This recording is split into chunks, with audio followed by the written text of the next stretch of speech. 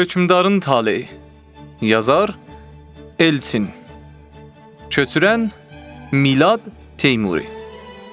Səsləndirənlər Meysəm Qərabağı, Nəsrin Həbibzadə, Mehdi Sərvəri.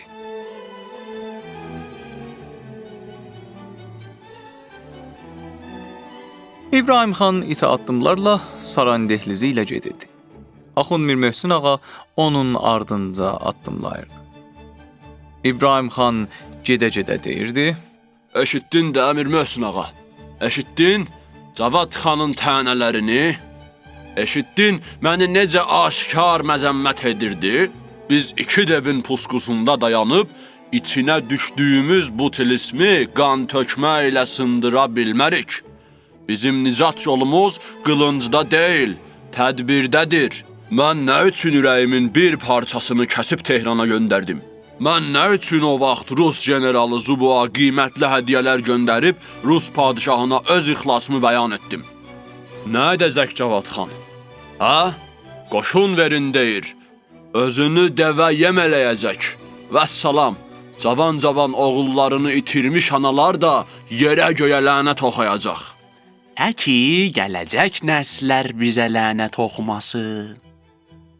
İbrahim xan başını çevirib, yampörtü Axund Mir Möhsün ağaya baxdı. Nəsə demək istədi, amma demədi. Sonra qapını açıb otağa girdi.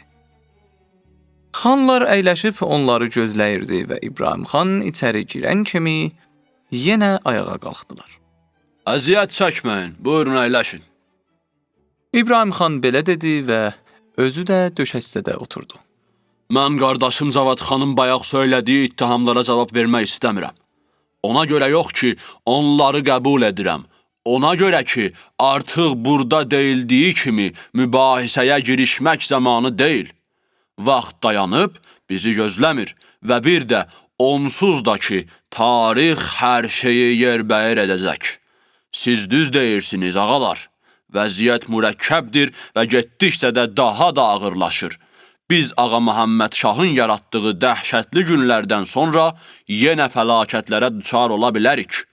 İndicə aldığım məlumata görə Qızılbaş qoşunu da Naxçıvan, İrəvan və Qarabağ sərhədlərinə doğru irəliləməkdədir.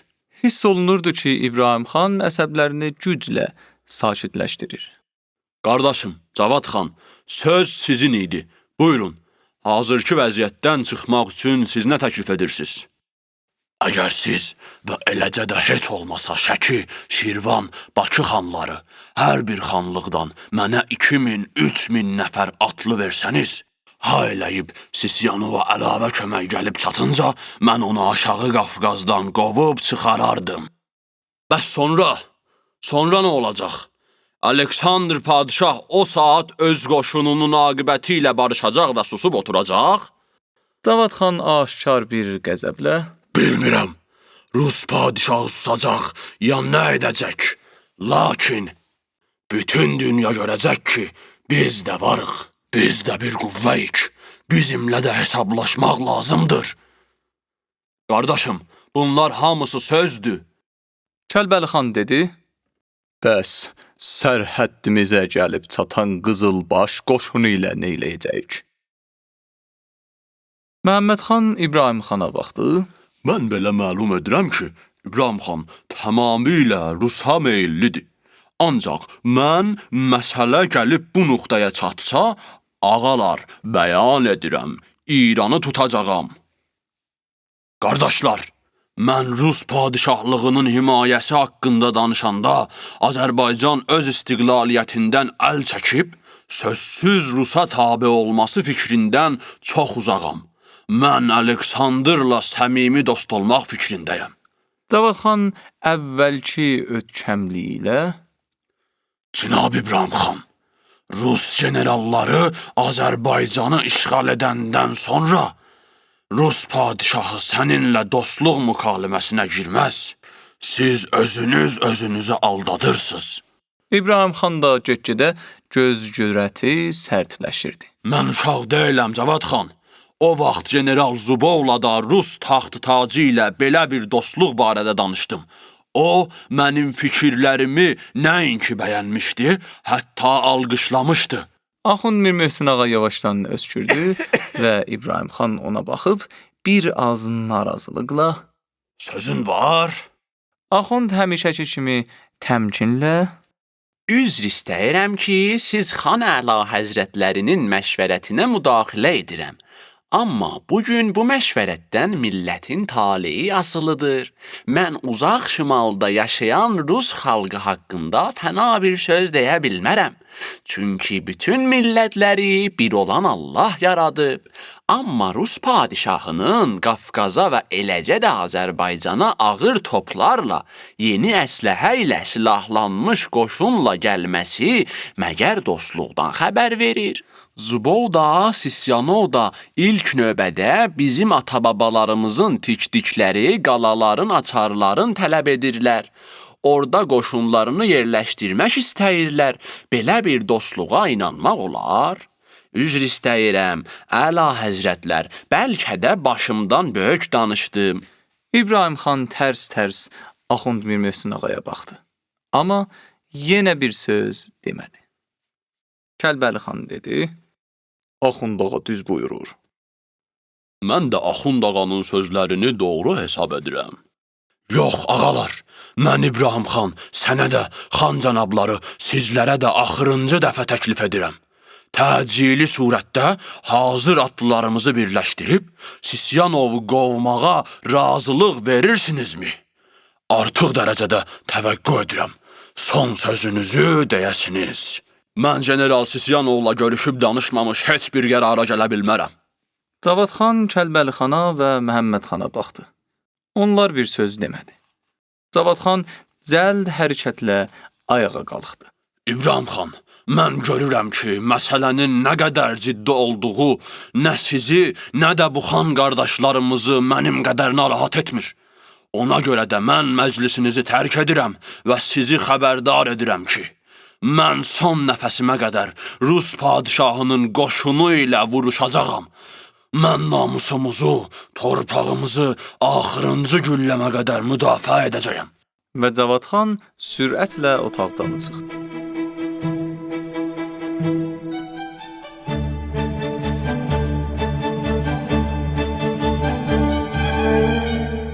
Bir Desembr 1803-cü il Tiflis Sərdar iqamətgahı. Tiflisə quşbaşı qar yağırdı. Üstü qarla dolu ağacların əhatəsində hər tərəfini qar basmış o bina, o qarlı bağça elə bil dünyanın ən sakit, ən rahat bir güşəsi idi. Və o binadakı kabinetində Knyaz Sisyanov General Portnyakinlə üzbəüz dayanmışdı. General Portnyakin, mən sizə 11 topu olan piyada batalyonu verirəm. 3 iskadran, əlavə olaraq da 2 kazak yüzlüyü verirəm. Eşidirsinizmi? 2 kazak yüzlüyü. Və bir əskər kimi sizdən soruşuram. Cavad xanı məğlub edəcəksinizmi? Zat əliləri. Cavad xanı məğlub etmək üçün onu öldürmək lazımdır. Mən sizdən nə lazım olduğunu soruşmuram. Mən sizdən soruşuram ki, Cavad xanı məğlub edəcəksiniz ya yox? Mən sizdən Gəncəni tələb edirəm. Gəncənin adı xəritədən silinməlidir. Gəncənin adı yaddaşlardan da silinməlidir. Yaddaşlarda Gəncə yox, Yelizavetapol qalmalıdır. Həmişəli, general, eşidirsinizmi? 1000 illiklər boyu.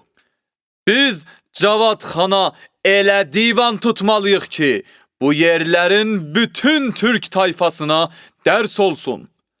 Bütün bu yekəbaş müsəlman ağalarına dərs olsun.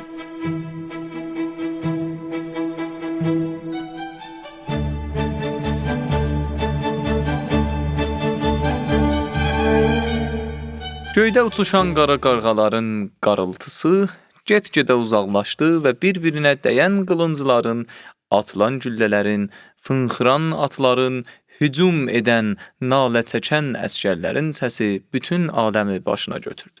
Gəncə yaxınlığındakı Quluqobu deyilən çöllükdə Cavatxanın atlıları ilə Rus qoşunu arasında ölüm-dirim davası gedirdi. Süngüyə keçən kim, güllə atan kim, gülləyə tuş gələn kim, atdan yıxan kim, yıxılan kim, qılıncla biçən kim, biçilən kim. Piyada Rus zabiti bağırırdı İrəli, kafirlərə ölüm! və piyada Rus qoşunları irəlilədikcə Cavatxanın atlıları onları qılıncdan keçirirdi. Topçu Rus zabiti bağırırdı Ataş! və hər dəfə Rus topu ateş açdıqca Cavatxanın bir neçə atlısı yerə sərilirdi. Cavatxanın oğlu Hüseynqulu ağa çapa-çapa bir neçə nəfərlə at belində uca bir çinar ağacının altında dayanmış atasının qabağına çatdı. Xanata, topların qabağında dayanmaq olmur. Ehtiyat, atlıları göndər. Yox, bugün bəsdir. Qalaya çəkiləcəyik. Hüseynqulu ağa yenə çapıb özünü döyüş meydanına çatdırdı və bağıra-bağıra Qalaya, hamı qalaya, xanın əmridir, qalaya! və Cavatxanın atlıları döyüş meydanından çıxıb Gəncə qalasına tərəf çapmağa başladı. Topçu Rus zabiti bağırırdı. Bu kafirlərə ateş edin! Toplar geriyə çapan atlılara atırdı. Ateş edin! Toplar atırdı. General Portniakin topun tüfəngin səsi səngimiş döyüş meydanını gəzirdi. Elə bil ki, yer üzündə qarğa-quzğun qalmamışdı. Hamısı Quluqobuya uçub gəlmişdi. Döyüş meydanı inildəyirdi. General Portniakin döyüş meydanını dolaşa-dolaşa dəhşət içində pıçıldayırdı. Aman tanrım, biz nə etdik belə? Tanrım, bağışla bizi, bağışla! General Portniakin pıçıldaya-pıçıldaya xat çevirirdi.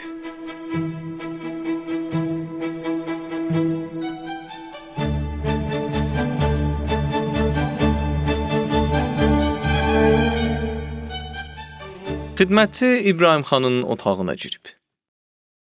Sizin çağırışınızla Vanya yüzbaşı əmrə müntəzirdir, xan sağ olsun. Bardaş qurub, taxtadakı döşəkçənin üstündə oturmuş İbrahim xan qarşısındakı kağız çuğuzu kənara çəkdi. Gəlsin. Vanya yüzbaşı içəri girdi və kök bədəninə yaraşmayan bir cəldiliklə İbrahim xana yaxınlaşıb əlindən öpdü. Maşallah, nimi xidabət nəzərdən əla həzrət, gözümə yaxşı dəydiniz. Çox nigaran idim, tüfü. Vanya yüzbaşı əyilib, barmağı ilə döşəmənin taxtasını döycələdi. Yaxşısınız, mənim gözüm yoxdur məzəb haqqı, ancaq bəd nəzərdən uzaq. Otur görüm. Mən qələt eləyirəm, atamla əla həzrətin qarşısında otururam. İbrahim xan diqqətlə Vanya yüzbaşının gözlərinin içinə baxıb, sərt Otur. Baş üstə. Vanya yüzbaşı İbrahim xanın qarşısında elə taxta döşəmənin üstündə çömbəlib oturdu. Nə var nə yox Vanya yüzbaşı? Deyirsən ki, nigaran idin. Nədir ki? Camaat nə deyir?